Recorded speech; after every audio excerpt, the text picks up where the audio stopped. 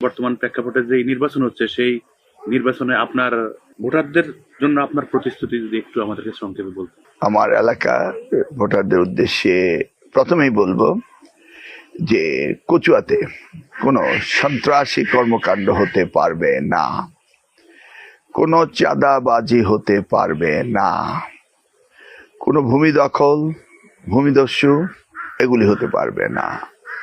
হাট বাজারগুলো tax free হতে হবে। এই এলাকায় কোনো মাদক চলতে পারবে না।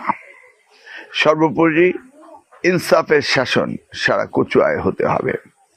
আমরা এখানে মাদ্রাসা শিক্ষা, জ্ঞান শিক্ষা, ইংরেজি শিক্ষা, সেই সাথে কারিগরি শিক্ষা, অর্থাৎ কচুয়ার অনেক জনসাধারণ বিদেশ ভূমিতে প্রবাসী রয়েছেন, তাদেরকে কর্মসংস্থানের জন্য তাদেরকে যথাযথ ট্রেন করে বহির্বিশ্বে পাঠানো, তাদের আয় বাড়ানো।